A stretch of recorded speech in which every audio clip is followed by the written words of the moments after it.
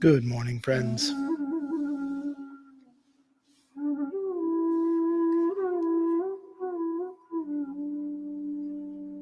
Thanks for joining us here with Journey Home Meditation for the morning sit this morning. We are coming live from Beside Meditation Hall and Community Healing Center. This morning, we're going to talk a little bit. I'm probably going to do the talking because I'm the one in the room.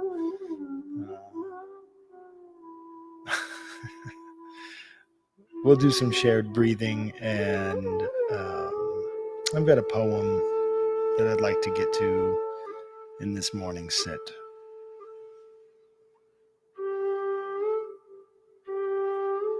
So thanks for being here this morning. I'm Michael, and I'm very happy to be here today.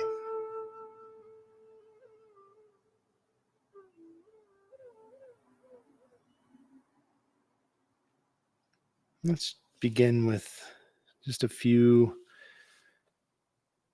mindful breaths, a few breaths of awareness.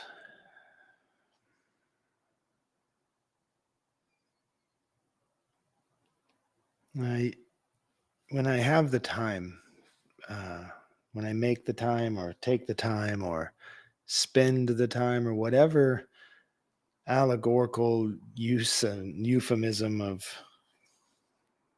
energy exchange that we have to exist on this earth, whatever it is, whatever I do with time, I like to slow down and just spend these few moments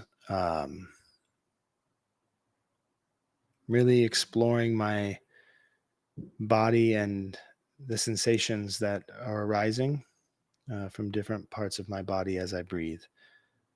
So I find it to be helpful. When I don't have a lot of time, 3 simple breaths can really set me into the moment and in this place. But we have the time today, so don't change your breath. Just feel what it is that's happening when you are breathing in and out. Where are you holding on to a tightness in your body? Your fists clenched? Check your toes. How are your feet doing? How's your posture? Sometimes I find that I am just slouching a lot. And what I've learned through this practice is when I can touch into why it is I'm sitting like this, uh, and then I go into the breath, and the breath brings me into a little bit more of a quiet, still place inside, and I start to recognize, like, emotionally, I'm feeling a little insecure. Maybe I'm insecure about how much space I'm taking in the room, or I'm insecure about um, not wanting to stand out in the moment, or there's something that might be there that's asking me to hide or protect my heart. So my body, subconsciously, my mind's not deciding this, but I'm holding myself kind of hunched down. So I breathe and then I begin to open.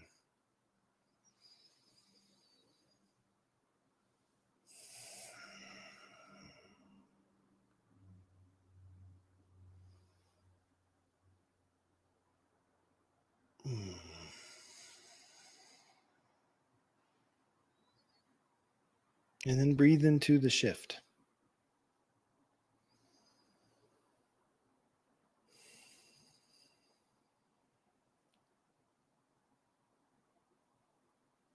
So, whatever it is you're feeling, you can use these few breaths just to hear a subtle voice. And once you find yourself in a place of readiness, just 3 breaths in through the nose to the bottom of the belly and out of the mouth.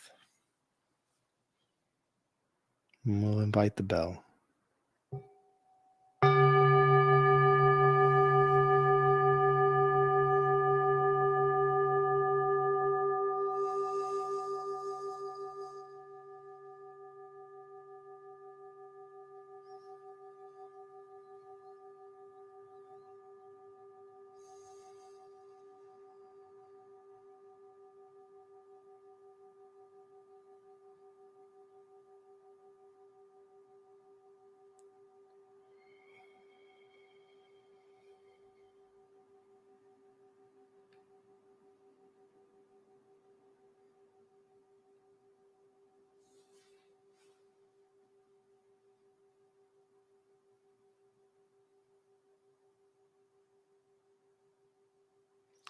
Yeah, there are moments when days even when I have sort of these big hills and valleys of emotional experience. When you are opening and becoming vulnerable, you can invite in like an unfiltered or unhinged sort of experience of emotions, and it can feel really good and it can feel really desperate.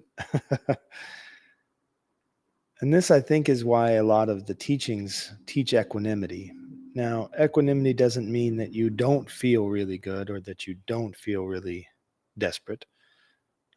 Equanimity means that you understand that both of these feelings are simply expressions of part of your being, and they are valid, they are equal, and they don't require a whole lot of attachment. And the roller coaster up and down, in and out of our lives is to teach us to release and to return, release and return.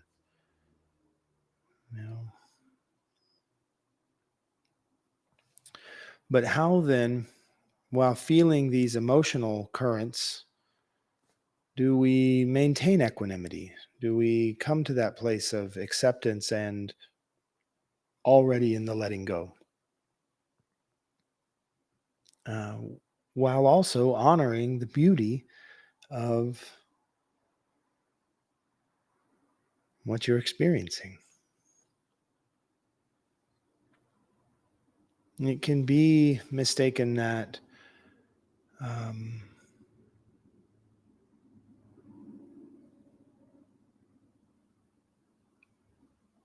we are avoiding big feelings when we are trying to sort of maintain a place of loving detachment. Um, but I don't see it as that any longer. I think when I was younger, I that was something I always had difficulty with when it came to some of the teachings, some of the practices. Uh, I didn't understand who would want to not like be completely swaddled in a poem. Who would not want to taste the richness of chocolate and feel the cool morning air on their skin? Who wouldn't want to have all of these rich, vast experiences just for some baseline level of mediocrity? But as I understand these practices more, I understand that's not what's being asked of me. I think more than anything, what's being asked of me is to honor in every moment what is occurring. Because the tendency when we really become attached to feelings is to chase one feeling and avoid another. And then we're putting all of our energy into not being in the present moment. We're chasing that next high, we're avoiding that next crash.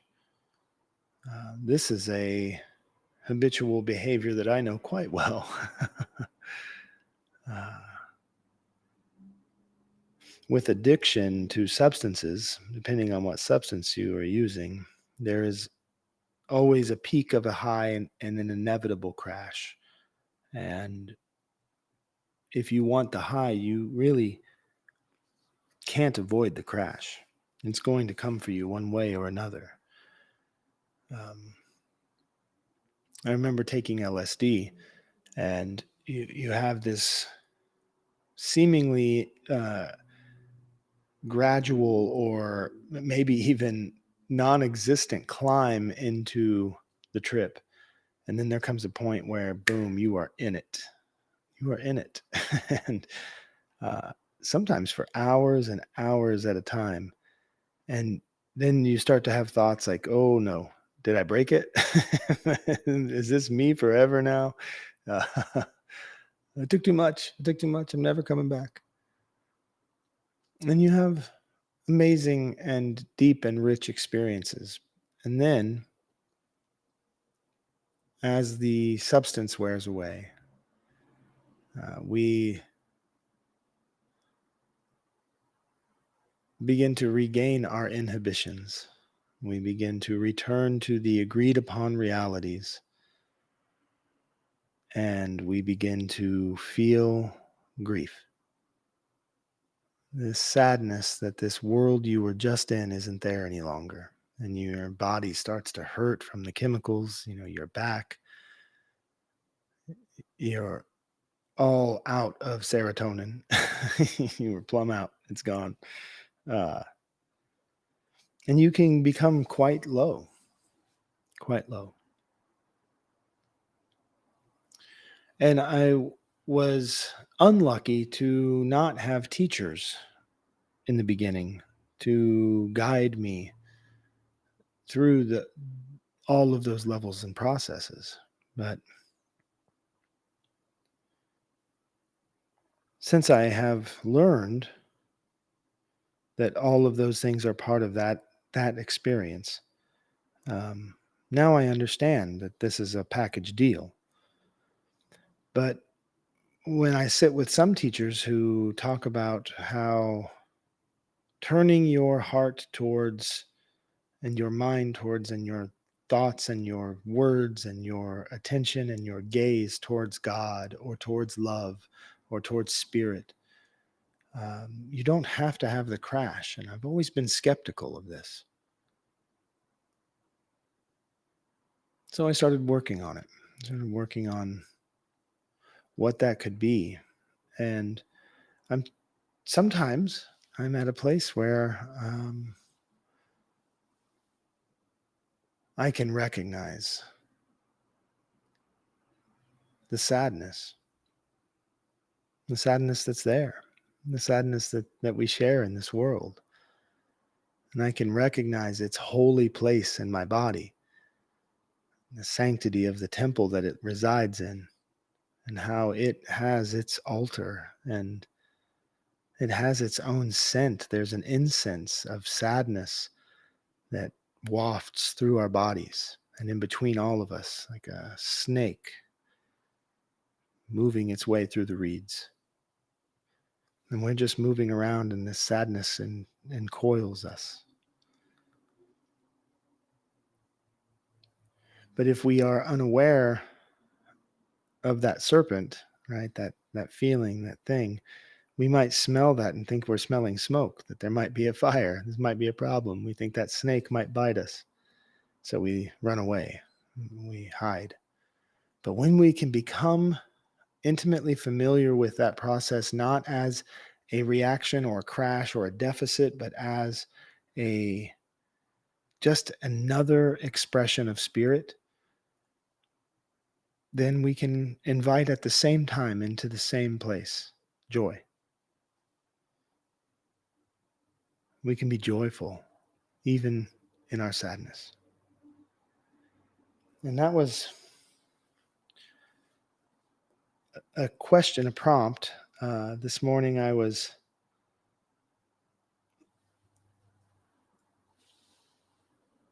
asking for a suggestion on what to focus on in my morning. And the suggestion I received was to focus on returning to positive thought or to joy, meditating on joy. And I wanted to do that in a way that felt natural for me. And it's through returning to joy that feels natural and how we can do that.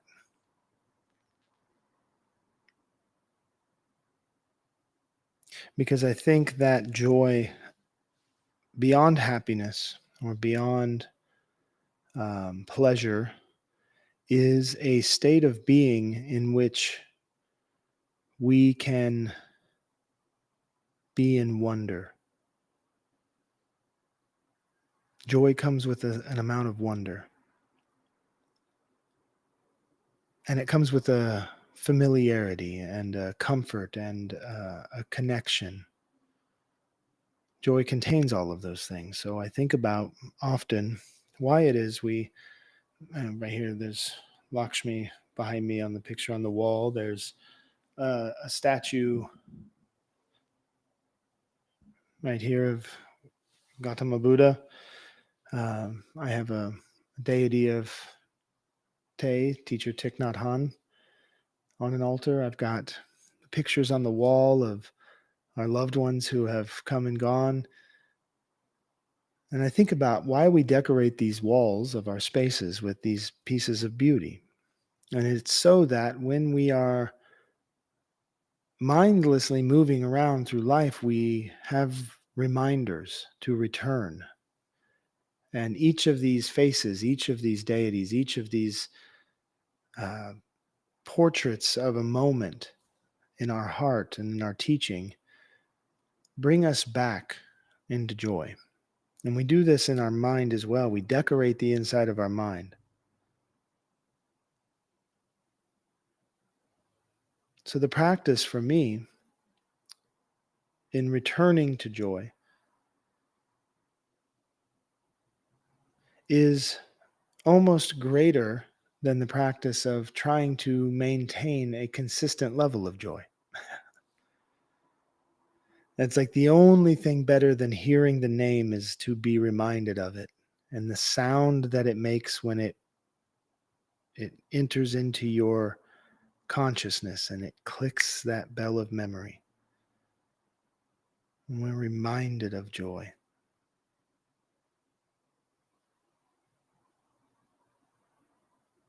The smell of biscuits baking in the morning, or the sound of the record player putting music out downstairs and the coffee on the pot, or whatever it is. Whatever it is that hits that sensory memory that makes you feel warm and held and wrapped up. That reminding, when you remember, you become a member of something outside of your fear, outside of your isolation, and you remember into the shared world. That return to joy, that's the practice.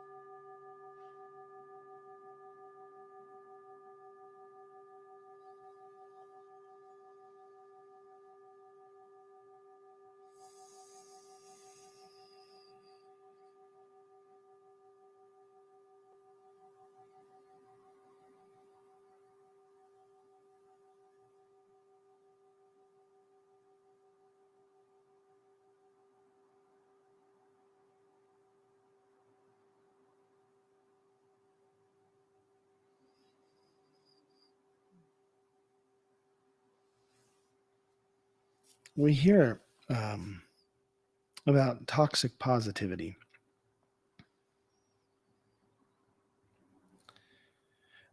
I think it's really good to remember that positivity is not the rejection of pain or the rejection of fear or the rejection of sorrow. It is to embrace these things positively, to say yes to them, saying yes to whatever feelings arise. Toxic positivity is the positivity saccharine, right? It's the saccharine sweet positivity that wants to deny and ignore all of these other uncomfortable feelings. But joy, when joy comes in the room, joy doesn't ask permission so much. Joy just enters into the space and says, "Hey, this is where I am." Joy is the laugh of a baby in the grocery store aisle, or Well, I mean, I've got a good example right here in front of me, actually. Uh, Pour myself a little bit of this tea.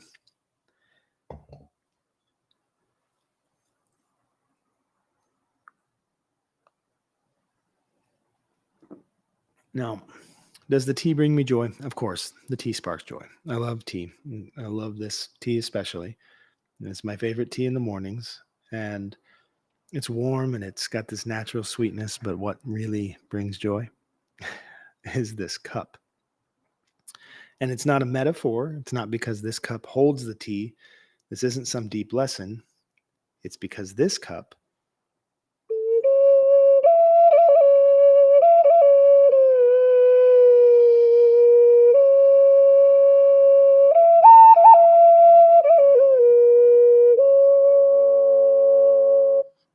sings. How cool is that? That brings me joy every single time. So, when we're talking about what it is to meditate on joy, we're not just talking about an experience of feeling really good. We're talking about an openness to disrupt a program of punishment or a program of the grueling sort of like ways in which we convince ourselves that we have all this work to do. Um, even in this new, softer, gentler forms of self help, which is a phrase in and of itself that I always have difficulty with. I have difficulty with the phrase self help. Uh, I don't think there's anything helpful about doing it yourself on your own, alone, in a world where we're all connected and we're all one. You want to fix something that's not even broken and you want to do it by yourself? Okay. I understand the concept. I'm not mocking, but I do have a hard time understanding the insistence upon our isolation. And in this new forms of it, it's all these gentle self-care. Again, we come back to the self, you know.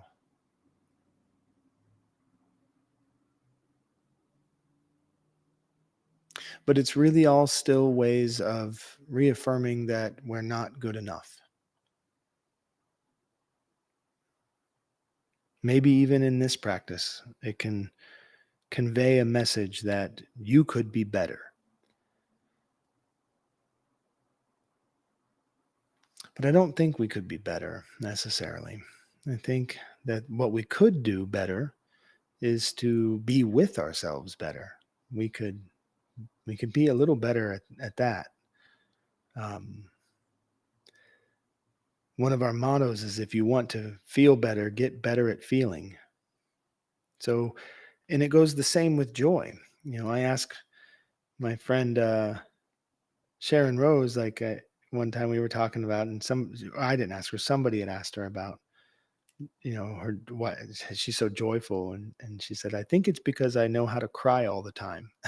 She says I cry a lot, so I feel joyful a lot, and that's it. That's the ticket. To be unfettered in our pursuit of being, to have nothing stand in between me and becoming. This is the holy act of creation right now. It's happening now.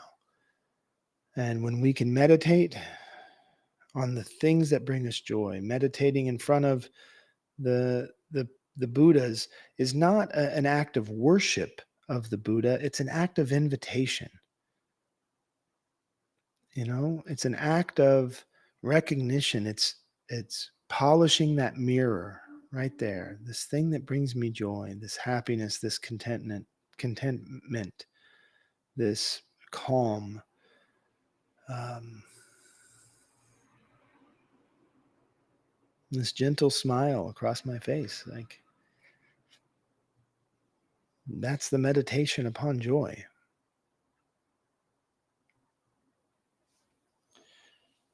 Let's do a poem.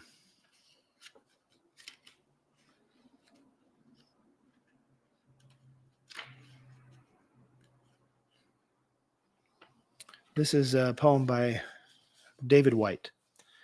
It's from a collected works by David White called Essentials. And this is a particularly cool little volume. First of all, it's pretty affordable, and that's relative, but it's a nicely printed volume. It fits really in your back pocket if you have a big ass like me and have big pockets.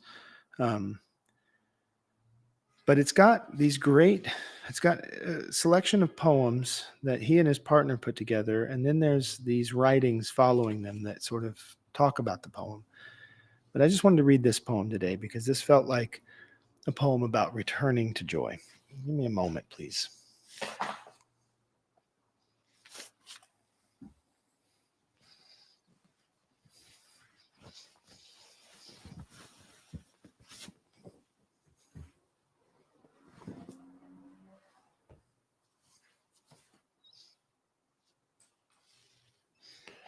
Okay. And this is called The Journey. Above the mountains, the geese turn into the light again, painting their black silhouettes on an open sky. Sometimes everything has to be inscribed across the heavens so you can find the one line already written inside you. Sometimes it takes a great sky to find that first bright and indescribable wedge of freedom in your own heart. Sometimes, with the bone of the black sticks left when the fire has gone out, someone has written something new in the ashes of your life. You are not leaving. Even as the light fades quickly now, you are arriving.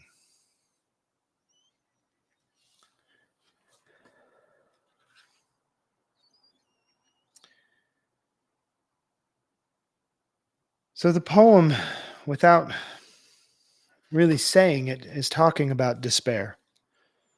The journey is the journey of despair, the journey of isolation or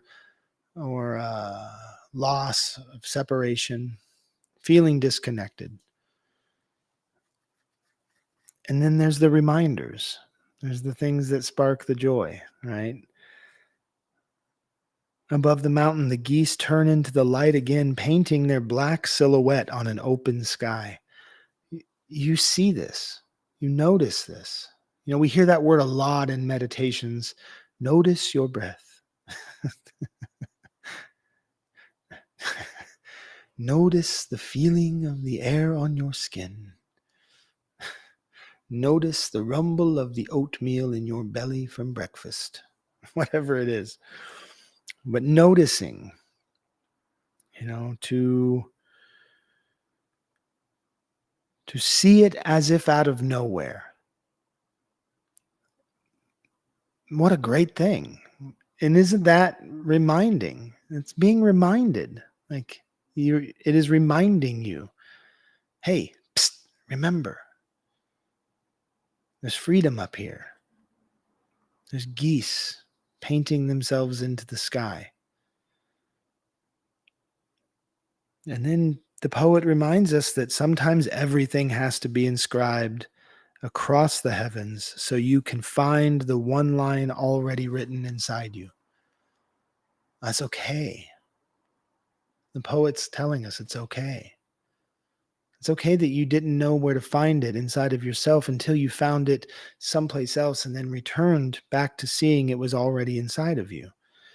One of my favorite teachings in this sort of understanding comes from the story of a monk who works really hard and diligently all day in the monastery, and the teacher comes one day and says, tomorrow we will go fishing. And the monk, all of a sudden, I mean, the monk works 16 hours a day, sweeping the floors, like cleaning, polishing, like really just putting all of that time and energy into just maintaining this beautiful monastery. But he doesn't see the joys necessarily in that daily work. But when he hears these going fishing, he gets really excited, really excited. And then the teacher says, "Oh, actually, no. Tomorrow we will not go fishing. I was confused on the days. Tomorrow we will work." And the monk gets so angry, more angry than he could imagine. And the teacher says, "What is happening with you right now?"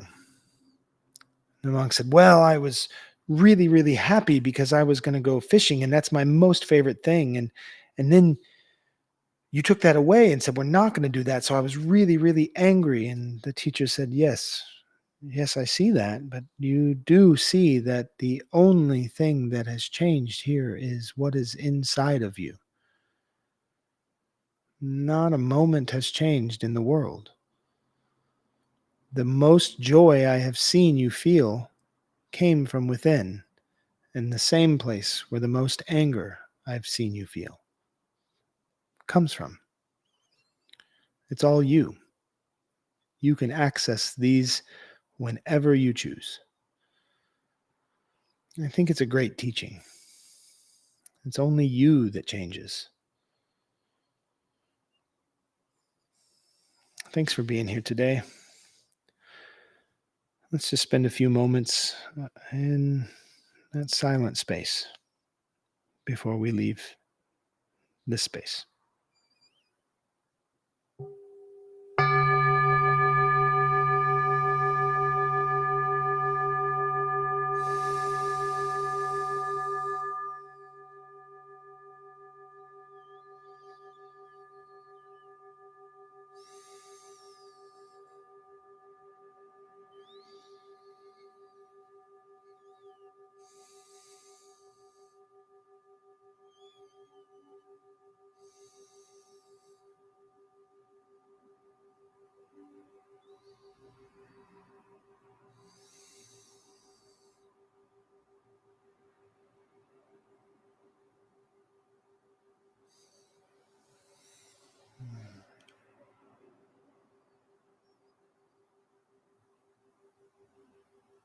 Thanks for being here today.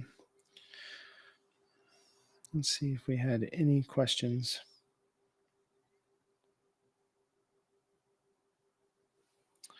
Nope, I'm not seeing anything on my end here. I am unaware of what might be occurring in the chat. Still have not figured out that function. However, I will see you tomorrow. Adios.